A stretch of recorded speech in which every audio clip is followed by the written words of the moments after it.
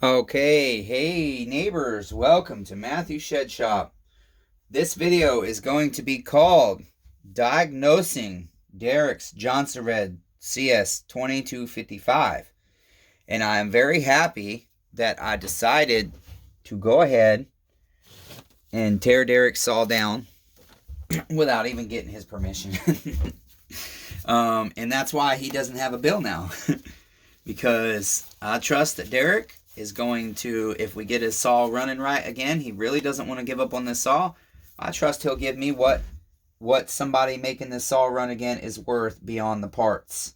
And I like to do this. I actually really like this because the customers, the neighbors, goodness, the neighbors get to see what's going on with their saw, and that they're not getting done dirty like poor Nathan Bolton's Steel 041. You guys check out the a very sentimental rebuild series that we got going on right now, and you'll understand what I mean by that. So this is the base gasket, essentially. It's a rubber, and I'm kind of thinking, he said what the problem happened after he put seafoam in this thing, preservative, fuel preservative, stabilizer, but I don't know, maybe somehow the seafoam got to this gasket and done it dirty. I really think, okay, here's the thing, you guys. I got to explain something to you real quick. I'm going to flip you. Okay. I want to explain something to you real quick. Check out the video of how to vac pressure test a Jonsered CS2255. That was this chainsaw. I don't even know how long ago we did that. His saw has been here forever. Okay, I've never, ever, I don't think, ever had somebody's saw in my possession this long unless it was like an old McCulloch or something I was trying to find parts for. Derek's saw has just been sitting. We've both faltered at communication. Hopefully, I got permission from him. I accidentally said his full name in the last video I just did.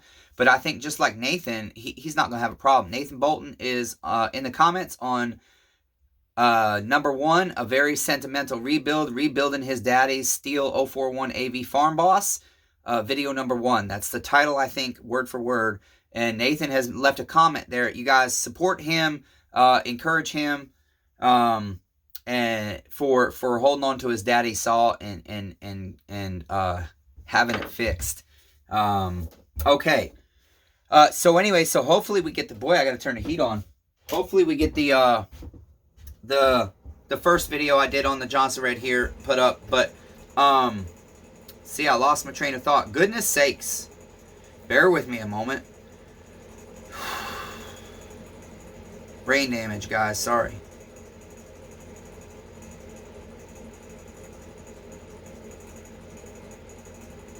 Okay, when you do a vacuum pressure test, this is what I tell people, you guys. I have a very good quality compression tester from Echo. Short hose for a 2-stroke like it should be.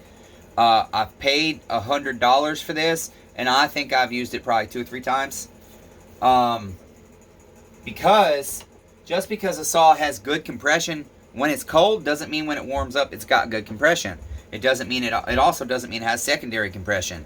You could have a horrible ring gap, getting blow by, and have 140 pounds compression. I got an MS290 that's like that right now. That saw runs, cuts, everything good, but it gets blowback. It's got 150 pounds or 140, like 144 pounds of compression, which is decent for that saw. Okay. Anyways, you can do a vacuum pressure test and not have an air leak present. The thing is that I'm thinking about this gasket. I'm thinking, okay, the signs of what this saw is doing. Let me explain to you in case we don't get to post the other video. This saw, Derek did what I think a lot of people do. He stored his 2-stroke equipment over the winter or summer, whatever it was. I think probably over the winter because he probably cuts his firewood in the summer. And he put seafoam in it. And then when he went to use his saw next season, it would start on full choke, and that's it. It would run wide open on full choke, and that's it. I feel like that's okay. You're giving your saw more fuel and less air when you choke it. That's why when you start a chainsaw, let's use a steel because it's easy. This has a primer bowl, but let's use a steel. You pull your trigger in. You put your kill switch all the way down, and what that does is that's giving you like 3/4 throttle and 100% choke. That is blocking air from entering the venturi the venturi is the center of your carburetor. That's blocking the air from entering your venturi. So you're getting a very rich condition when you do those first few pulls. Okay? And so essentially his saw is getting its air somewhere else, because if it's on full choke, and I guess on the Jonsered might be, I don't know how Husqvarna's, how they click back. I've never really paid much attention. I just know steel, it's usually 3/4 throttle.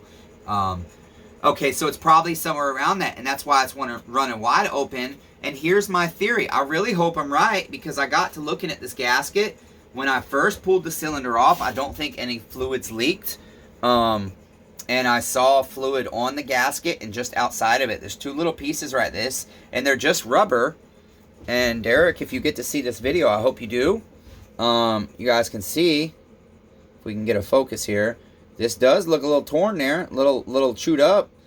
And this thing, I have a feeling that what's happening is when we start the saw, I did vacuum pressure test, remember guys, but there's not 13,000 revolutions per minute and a massive suction going on while that piston's moving up and down. Below the piston, you're getting a massive vacuum, okay, and then massively pushing air down, and so that's why I have a feeling this was our problem.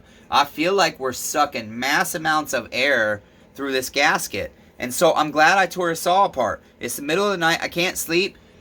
I wanted to show you that because I'm trying to go through his saw and I'm testing things, you guys. What am I doing? Let me show you a couple of the things that when I first pulled the saw apart, what am I? I'm inspecting things. I'm looking at things. This is his on the Jonsered. I'm gonna flip you again. No more my ugly face. You get to see what you're here for, and that is chainsaws. Oh, you guys, I'm gonna post a redneck ingenuity video. I think I found an old video on my phone. Unfortunately, I don't have both. The first one was like an hour and a half. The second one was is like 30 minutes, and I still have it. I was helping a brother in Christ out in North Dakota, do some work to his home to help him get to his ministry faster. And I was taking a garage part by myself, but we was rebuilding walls without taking the whole garage down. Anyways, so that'll be some of the content on this channel, some redneck ingenuity. This is your impulse hose, okay? Sometimes that's a little tiny hole, you guys. Right there, this right here is a little tiny hole. Yeah, there we go, little tiny hole, okay? And so what I do, I mean, okay, that's not plugged up. I could have used air, but simple enough. Okay, I'm looking at this boot. Did we miss a pinhole somewhere in this thing? I'm feeling it. Okay, what if this intake boot is collapsing? It does happen with all that suction we was just talking about. This thing could be sucking closed, and it's very difficult to see with the saw running full choke wide throttle. This is hard to tell if that's happening. Okay, this hose, it could have been collapsing. We need to vac pressure test that hose. I don't think it was. I can feel it. It's a strong hose. I highly doubt it's collapsing.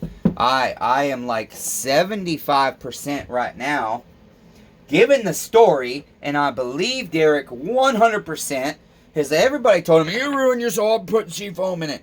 I don't know about seafoam and 2 strokes. I've done it, but I use a very minimal amount, but I've always dry stored my stuff.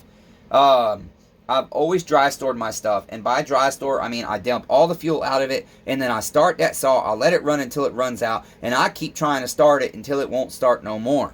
And that way there's no fuel in my carburetor. So, I really think this is where our problem is though. I really think if we find these gaskets, and we replace them, I checked his ring gap. I'll show you guys. Derek, I'll show you real quick, buddy, because I got to send you a link to the video, obviously. Let me get, and we're going to put his piston through an ultrasonic bath. It needs it really bad. Okay, but we just took his ring real quick because I'm like, the saw's got great compression, but that doesn't mean that the ring's not worn. But I was like, it doesn't seem to me. Still trying to get all my stuff just set up just right. Look at that, you guys. We haven't measured it, but I can already tell you that ring gap is good. There's nothing wrong with his ring. There's nothing wrong with his piston. We had already looked when he came over at the muffler. He's in fact actually still got machine lines in the piston. I always love to see that. I've seen really old pistons where they have no machine lines and they're still good, but if you've got machine lines and no scoring, it's great. So let's, for sake of just showing you guys real quick and showing Derek, and so he has his information on what his saw has got going on, and what we're doing for our neighbor. I think this is probably going to be about 0.022. Might even be less than that because it's dirty, but yeah, it's going to be less than that. Now, we'll have to do our formula. I don't know what size bore this has to find out what our ring gap should be. I will have to check this after the piston ring has been, everything has been cleaned. Yeah, it's even less than 20 thou.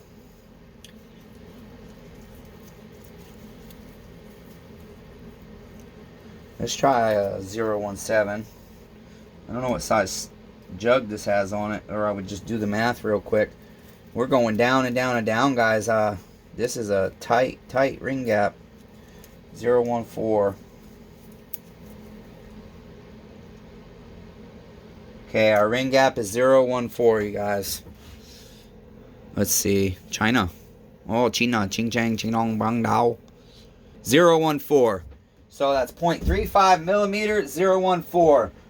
14 thousandths. That's a tight ring gap. I have to look that up. I don't know. And again, the ring might not be perfectly centered, so that's why we want to get everything cleaned up. Here is your saw, Derek. We sprayed it off a little bit with the air compressor before we took your cylinder off, and then we sprayed off your cylinder. It's still dirty. Let's see what you can see. I want to get the piston off, you guys, because I was looking. It feels like there's too much play in the arm, but I can't tell with the piston on there. It could be just because I can't hold it centered on the bearing, and so. But there's a piston. It's got carbon buildup, but it looks real good. We'll get it all cleaned up. Put it through the ultrasonic parts washer.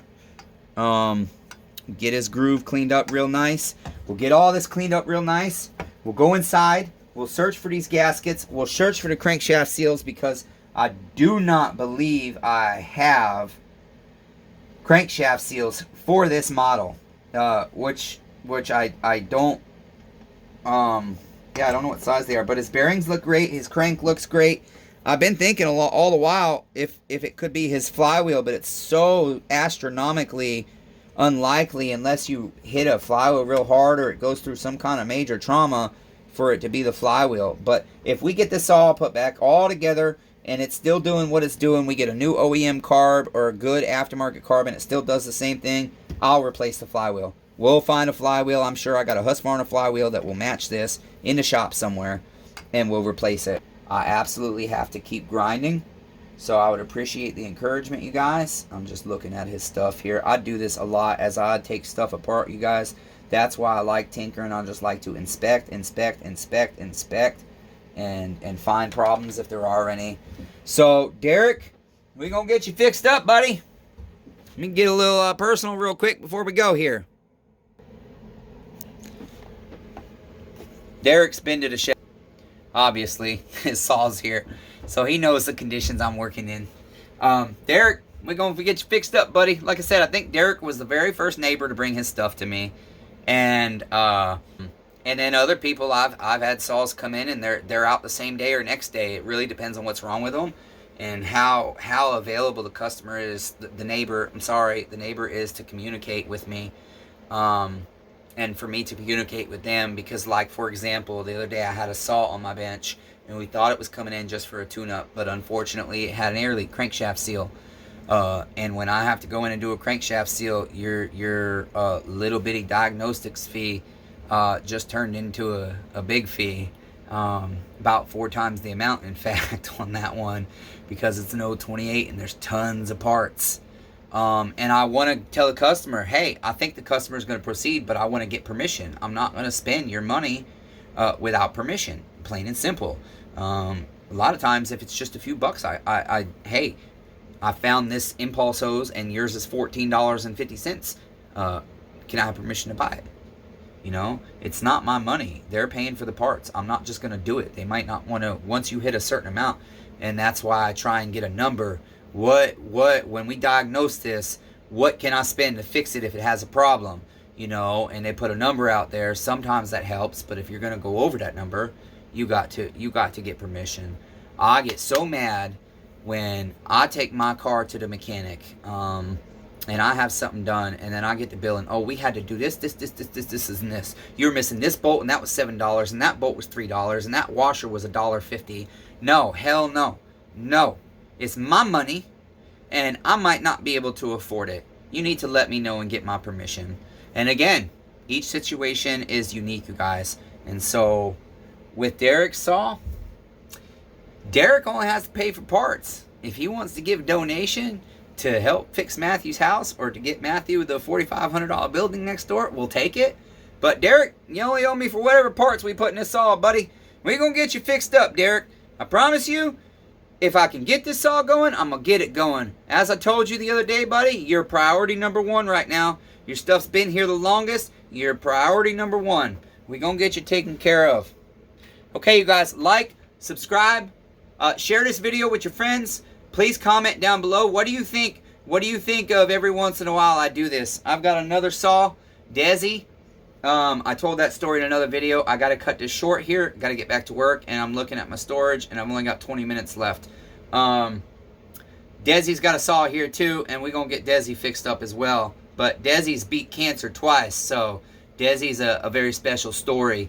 And that's why I'm going to fix his 180 free for him. He bought a bar and chain from me, and I'm going to figure out what's wrong with his 180. We put a couple things on it. It wouldn't run. And so we're going to go through his, and we're going to make his saw look real nice too. Every once in a while, I have to do that. You guys, you have to. I think every business should do that. Whatever. This isn't even technically a business yet. I'm trying to get it there, but it's not there yet. It's going to take a long time. I'm just a guy in a shed that knows how to work on chainsaws and likes to help neighbors out. What do you guys think of doing this for Derek for just the parts? Because he just doesn't want to give up on this saw.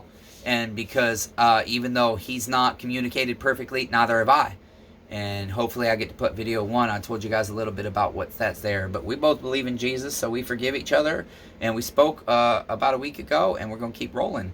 And I sent him a message. I had my to-do list, and his Derek's Jonsered CS2255 stars all around it in big bold on my list because it's got to be priority.